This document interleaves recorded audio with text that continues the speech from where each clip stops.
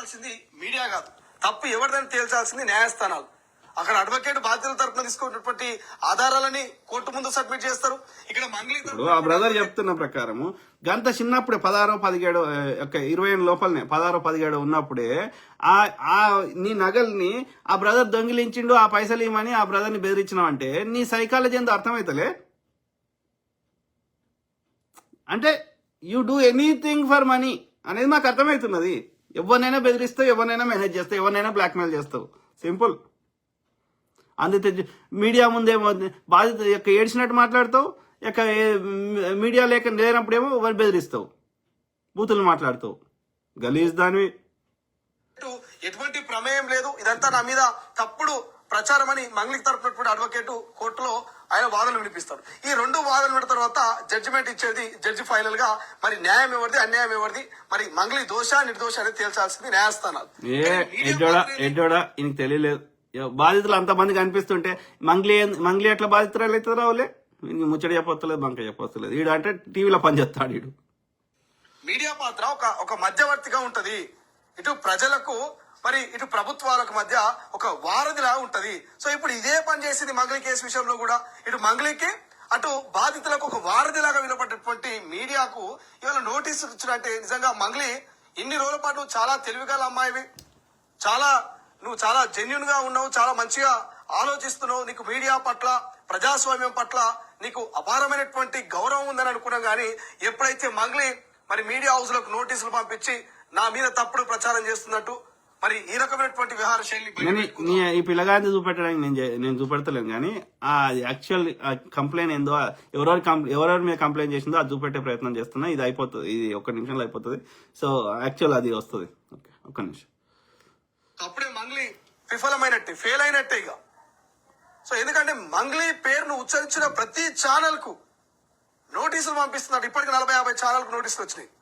ఈ సంఖ్య 100-200. మంగళి గుర్తు పెట్టుకోవాల్సింది ఏంటంటే తన గొయ్యి తానే తవ్వుకుంటున్నది, సింపుల్. ఓకే, ఇట్లాంటి నోటీసులు పంపించి ఇంకా తనకి ఇంకా కెరియర్ ని వరస్ట్ చేసుకుంటున్నది, సింపుల్. ఎవడు భయపడతారా? ఎవడు భయపడదు? ఎందుకు భయపడతాము? తప్పు చెప్తే భయపడతాము, తప్పు చేస్తే భయపడతాము. తప్పు చేయలేదు, తప్పు చెప్తలేము. ఓకే, కాబట్టి ఏ ఛానల్ వాడు భయపడు. మంగళి సత్యవతి ఈ రోజులో మీకు తెలియదు ఏముంటది, సోషల్ మీడియాలో ప్రతి ఒక్కరు ఒక యూట్యూబ్ ఛానల్ ఓపెన్ చేసుకున్నారు. అంటే ఈమెకు తెలివి లేదా, లేకపోతే ఓవర్ కాన్ఫిడెన్సా, లేకపోతే వీళ్ళకి రాంగ్ గైడెన్స్ ఇస్తుర్రా తెలుస్తలేదు మంగళికి. అంటే నాకైతే ఓవర్ కాన్ఫిడెన్స్ అనిపిస్తుంది. నేను ఎవరినైనా మేనేజ్ చేయగలుగుతా అన్న ఒక గుడ్డి ధీమా ఉన్నది ఆమెకి. ఓకే, ఎందుకంటే ఇన్ని రోజులు నడిచింది, కానీ ఎల్లకాలం నడవదు అట్లా. ఎందుకంటే ఒక తప్పులకు కూడా కొన్ని లిమిట్స్ ఉంటాయి అన్నట్టు, హద్దులు ఉంటాయి. హద్దు పార్కి అంటే ఆ యొక్క లిమిట్స్ దాటినప్పుడు you have to take the punishment. There is no shortcut. వాళ్ళందరూ కూడా వాళ్ళ ఖాతాల నుంచి బాధితుల పక్షాన ప్రశ్నించిన వాళ్ళు ఉన్నారు. వాళ్ళకు నోటీసులు పంపించబోతున్నారు. అరే ఏకంగా యూట్యూబ్, ఫేస్బుక్, ఏకంగా యూట్యూబ్, మెటా అంటే ఫేస్బుక్, ట్విట్టర్ లాంటి వాటికి కూడా యూట్యూబ్ లో నా వీడియోలను డిలీట్ చేయాలి, వీటిని ప్రమోట్ చేయదన్నట్టుగా మరి యూట్యూబ్ కే నోటీసులు పంపించారు. ఆయన పేరు చంద్రసేన్ అనేట ఆయనకి అది ఛానల్, అది చూపెడదాం. ఒక్కసారి మీరు ఈ నోటీసులు కనుక చూస్తే నివ్వరపోతారు. అరే ఇదెక్కడి వ్యవహారంలో ఆయన ఇప్పటి వరకు మేము ఎప్పుడు చూడలే. సినిమా వాళ్ళు కొన్ని ఛానల్కి ఇచ్చారు, కానీ ఇప్పుడు ఫస్ట్ టైం మంగళి గిన్ని ఛానల్కి నోటీసులా. ఒకసారి చూడుర్రి, ఇదెంత హాస్యాస్పదంగా ఉందంటే, మొదటిది ఇక్కడ నోటీస్ మీకు అనిపిస్తుంది, చంద్రసేన్ లా ఆఫీస్ నుంచి అంటూ మనకు అవంతి నగర్, బషీర్బాగ్, హైదరాబాద్ అంటూ మీకు ఇక్కడ నోటీస్ ఎక్కడి నుంచి వచ్చిందో ఇచ్చారు. ఇక్కడ చూడండి, టీవీ9 నెట్వర్క్ కు నోటీసులు పోయినాయి, టీవీ5 నెట్వర్క్ కు నోటీసులు పోయినాయి, ఏబిఎన్ ఛానల్ కు నోటీసులు పోయినాయి, సాక్షికి పోయినాయి, ఎన్టీవీకి పోయినాయి, హెచ్ఎంటీవీకి పోయింది, ఇక్కడ ఆర్టీవీకి పోయింది, మహాన్యూస్ కు పోయింది, ఎన్టీవీకి పోయింది, V6 కూడా పోయింది కదా. అన్ని మెయిన్ స్ట్రీమ్ ఛానల్ ఇవన్నీ. ఇక V6 విషయానికి రావాలా? V6 విషయానికి వస్తే అసలు V6 ఛానల్ అనేది ఒక ఛానల్ లేకుంటే ఈమెని మాటకారి మంగ్లీ అని పరిచయం చేసింది. ఇలా ఈమెను ఒక సెలబ్రిటీ చేసింది V6 ఛానల్. అందులో దాము రెడ్డి అంటాను, ఆ దామోదర్ రెడ్డి లేదా దాము రెడ్డి అనేటాయనని నాకు పెద్దల్లుడు, ఇంటికి పెద్దల్లుడు అని వాళ్ళ నాయన అందరికి ఊర్లో చెప్పుకుంటాడు అంట. సో అది పరిస్థితి. ఆయనకు ఈమెకు అఫేర్ ఉండే అని కూడా చాలా మంది అంటున్నారు. పేరుంటుండేనా? అసలు మంగళి పోయి కర్ణాటకలో, మహారాష్ట్రలో అమెరికాలో దుబాయ్ లో పాట పాడే వ్యక్తేనా? మంగ్లీ స్వరం బయటకు వచ్చేదనా ఈ V6 లేకపోతే? మంగ్లీ స్వరం బయటకు వచ్చేదనా అసలు ఈ V6 ఛానల్ లేకపోతే?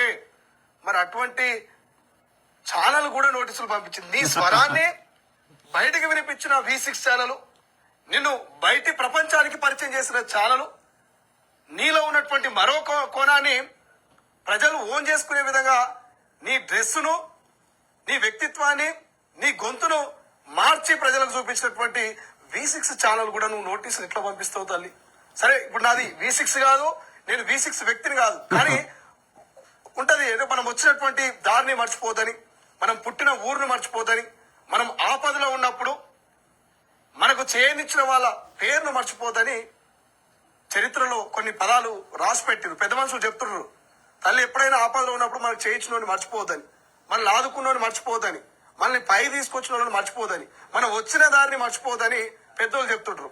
సో అట్లా మరి మంగ్లీ ఏమైందో తెలియదు, V6 కూడా ఇచ్చింది. అంటే నన్ను అడిగితే కన్నతల్లి కాదు, మరి అంతకంటే ఎక్కువ V6 లైఫ్ ఇచ్చింది. అటువంటి V6 కూడా నోటీసులు ఇచ్చింది. ఇక వాహిని టీవీ అని ఒక యూట్యూబ్ ఛానల్ నోట్ ఇచ్చింది, వాయిస్ టీవీ అని ఒక యూట్యూబ్ ఛానల్ నోట్ ఇచ్చింది, యూట్యూబ్, గూగుల్, LLC ఇండియా ఇదేందో లైసెన్స్ ఆఫీసర్ ఏమన్నట్టు ఈ నోటీసులు ఇచ్చింది. మెటా అంటే దీనికి నోటీసులు ఇచ్చారు. ఇక రమావత్ మధు, మిస్టర్ రమావత్ మధు ఇంకాడున్నారు, ఆయన పోయి జైల్లో ఉన్నారు, ఆయన కూడా నోటీసులు ఇచ్చారు. So Facebook Meta mister Ramavath. ఇక ఇక్కడ చూడండి, ఇదేందో గుర్గాన్ అంట, గుర్గాన్ అనే దానికి కూడా ఏదో మరి మంగ్లీ వీడియోలు పెట్టాడు. ఇక రమావత్ మధు రెండు నోటీసులు ఒక 16 ఇక్కడ వచ్చిందా. మిస్టర్ సింగాపోర్ సుబ్బారావు, ఈయన ఇప్పుడు ఈ మంగ్లీ కేసు మైక్రో ఫైనాన్స్ లా హీరో. ఈ సినిమా మొత్తానికి హీరో ఎవరంటే ఈ సుబ్బారావు అంటే ఆయన అడ్వకేట్. ఈ హీరోనే బయటకు తీసుకొచ్చిండు. ఇప్పుడు ఆ హీరోనే మరి నోటీసులకు ఇలా ఆయన కూడా రెస్పాండ్ కావాల్సిన అవసరం వచ్చింది.